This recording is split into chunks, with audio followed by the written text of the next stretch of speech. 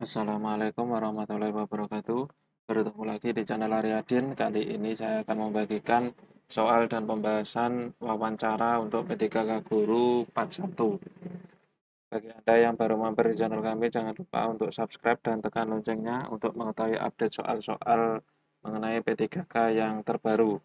Dan bagi Anda yang ingin belajar bersama di grup Telegram pembahasan guru SD, bisa bergabung di link grup yang ada di deskripsi video ini.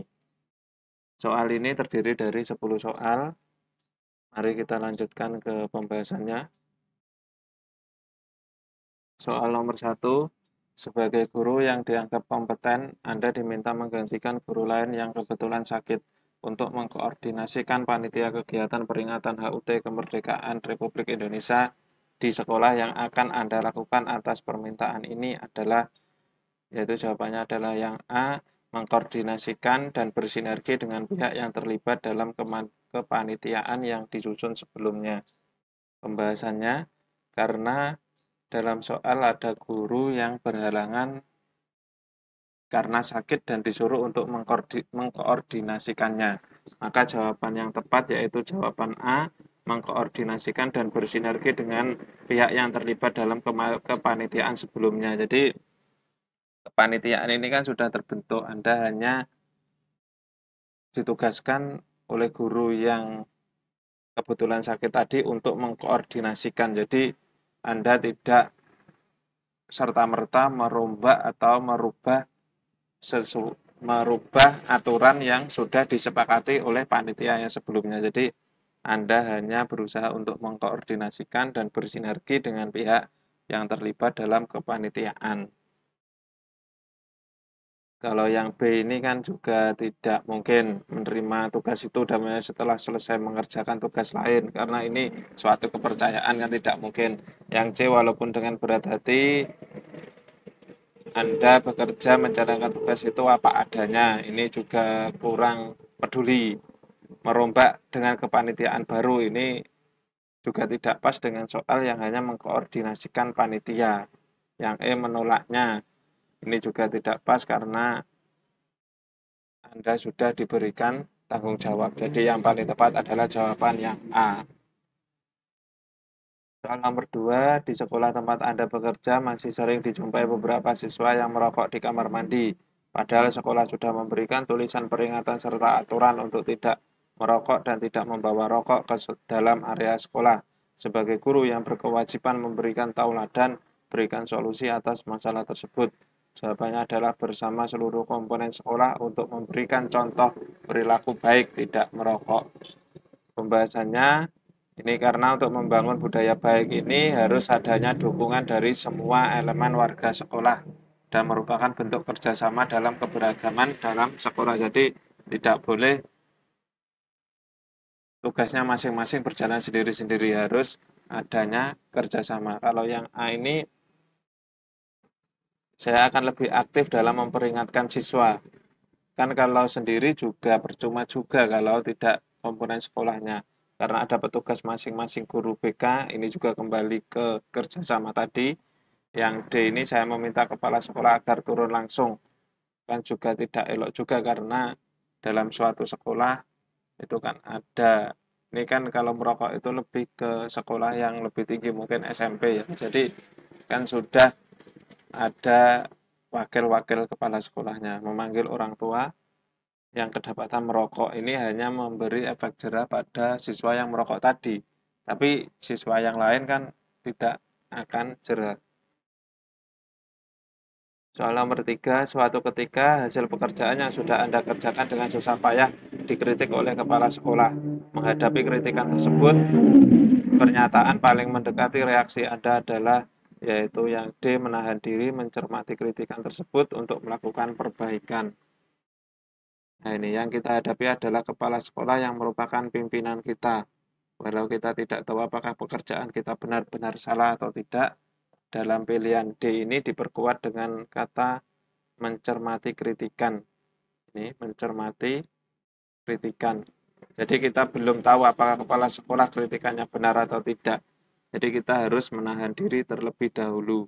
Jadi kan ini belum adanya respon, kan ini hanya sepihak dari kepala sekolah, jadi kita perlu mencermati kritikannya.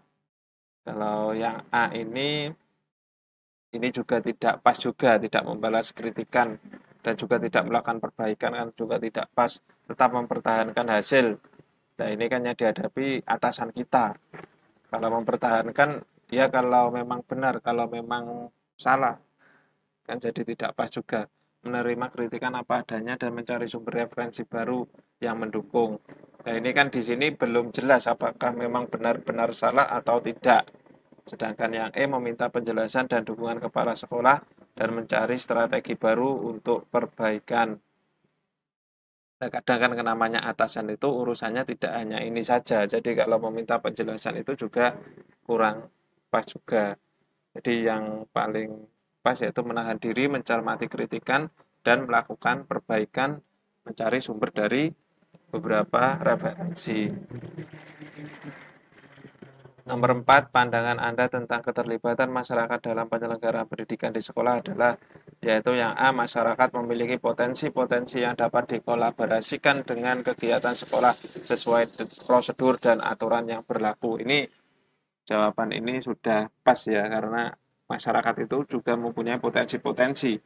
Itu bisa dikembangkan, mungkin ada paguyuban wali murid itu. Bisa menjual seumpama kantin, bisa dari wali muridnya bisa menyediakan apa, terus seumpama ada kerusakan sekolah juga bisa dikoordinasikan. Jadi tidak hanya sekedar diikutkan kalau yang B, tapi juga dikolaborasikan. Kalau yang C ini memajukan pendidikan, diikutkan kan hanya mengikutkan saja, tapi apa kontribusinya kan tidak tahu, hanya diikutkan. Soal nomor 5, sudah seminggu sampah di depan rumah Anda tidak diambil oleh petugas kebersihan karena mobil pengangkut sampah rusak. Beberapa warga di sekitar Anda tidak sabar, lalu mewadahi sampahnya pada wadah plastik, kemudian dibuangnya sampah dalam bungkusan plastik itu satu demi satu ke sungai yang ada di antara kampung. Hal apa yang Anda lakukan sebagai guru? Yaitu yang D, membicarakan persoalan tersebut dengan ketua RT dan tokoh masyarakat untuk mencari solusi. Nah, ini pada kasus soal ini berkaitan dengan kepentingan orang banyak, sehingga tidak bisa Anda memutuskan sendiri. Harus didiskusikan minimal setingkat RT atau tokoh masyarakat untuk mencari jalan keluar atau solusi yang terbaik. Soal nomor 6, terdapat siswa yang mengeluhkan kepada guru bahwa dalam tugas-tugas kelompok seringkali dipaksakan teman-temannya untuk menyelesaikan tugas itu sendirian. Hal ini karena siswa tersebut selain pandai juga anak orang berada, sehingga kebutuhan-kebutuhan dalam mengerjakan tugas mudah dipenuhi. Menanggapi hal tersebut, Anda, yaitu yang B, meningkatkan pemantauan proses kerja kelompok dan menginformasikan hasil evaluasi serta keterlibatan setiap anggota dalam kerja kelompok. Nah ini, jadi sebagai guru tidak hanya sekedar memantau, tapi juga melakukan dan menginformasikan hasil evaluasi pembelajarannya. Jadi ini kan sesuai pada di yang ada di kurikulum 2013 untuk penilaian sikap itu kan tidak hanya siswa diberi tugas hasilnya bagaimana, tetapi ada penilaian otentik. Jadi pada saat siswa melakukan kerja kelompok kita juga pantau, dan nilai keterlibatan itu juga ada pembedanya agar adil. Jadi yang paling tepat adalah yang B ini, meningkatkan pemantauan proses kerja kelompok dan menginformasikan hasil evaluasi serta keterlibatan setiap anggota dalam kerja kelompok. Soal nomor 7, Anda diberikan amanah sebagai ketua panitia penerimaan siswa baru dengan sistem zonasi. Daya tampung sekolah adalah 120 siswa. Kebetulan calon siswa urutan ke 120 ada 2 calon siswa yang skornya sama. Salah satunya adalah keponakan kepala sekolahmu, tetapi pada saat pendaftarannya kalah dulu dengan siswa yang bukan keponakan kepala sekolah. Hal apa yang Anda lakukan? Jawabannya adalah yang C, membahas dalam rapat panitia agar keputusan yang diambil lebih objektif dan dapat dipertanggungjawabkan. Jadi pembahasannya ini yang paling tepat juga, segala sesuatu yang menyangkut orang banyak itu pada suatu organisasi atau sekolah, maka keputusannya harus diambil melalui kesepakatan rapat supaya Anda tidak salah langkah. Karena ini kan menyangkut antara keponakan kepala sekolah dan siswa yang daftar lebih dulu. Soal nomor 8, seorang peserta didik mengeluhkan keadaan orang tuanya yang akan segera bercerai. Mendengar keluhan tersebut, apa yang Anda lakukan? Yaitu mendengarkan dengan penuh perhatian dan ikut merasakan perasaan peserta didik dan berusaha membantu. Sebagai guru, kita juga harus mendengarkan keluh kesah peserta didik, karena tugas kita tidak hanya mengajar, tetapi juga membimbing. Jadi jawaban yang paling tepat adalah yang A. Nah, ini memperhatikan keluhan peserta didik dan melarang menceritakan hal tersebut kepada orang lain, ini kan ada larangannya, jadi tidak pas mendengarkan keluhan dan menganggap sesuatu hal yang biasa terjadi. Itu berarti guru tidak merasakan perasaan peserta didik, memahami keluhan peserta didik dan membiarkan peristiwa, ini tidak tepat. Melakukan penilaian terhadap keluhan peserta didik dan menceritakan keluhan tersebut kepada orang lain, ini malah yang tidak layak. Soal nomor 9, saat pembelajaran guru memberikan pertanyaan yang dijawab oleh siswa. Salah satu siswa sudah menjawab dan berbeda jawaban dengan siswa yang lain. Seandainya Anda sebagai guru, apa yang akan Anda lakukan? Yaitu menjelaskan jawaban yang benar dari pertanyaan tersebut. Nah, karena sudah ada dua jawaban dari siswa, sebaiknya guru menjelaskan jawaban yang benar agar tidak timbul kesalahan persepsi dari siswa atau peserta didik yang lain. Jadi yang Nah, ini jawabannya ini ada dua jawaban yang berbeda. Dan nanti guru sebagai penengahnya mana yang jawaban yang benar untuk lebih ditekankan agar tidak adanya salah persepsi peserta didik yang lain. Soal terakhir, sekolah Anda menerima peserta didik baru selama 1 minggu, tetapi pada hari keempat masih belum ada peserta didik yang mendaftar. Apa tindakan Anda tentang hal-hal tersebut? Yang jawabannya adalah D, membuatkan selebaran brosur dan mengenalkan visi misi sekolah ke masyarakat agar tertarik daftar ke sekolah tersebut.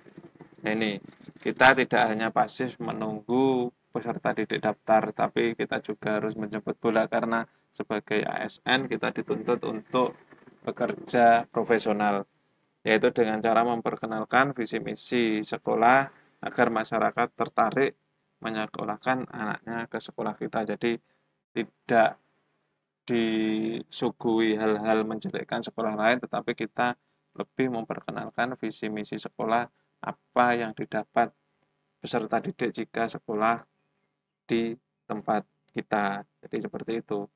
Cukup sekian penjelasan pembahasan soal wawancara P3K part 1. Ada kurang lebihnya saya mohon maaf. Terima kasih. Untuk video yang lain bisa ditonton di dua video ini. Jangan lupa untuk subscribe dan tekan loncengnya. Saya akhiri cukup sekian. Wassalamualaikum warahmatullahi wabarakatuh.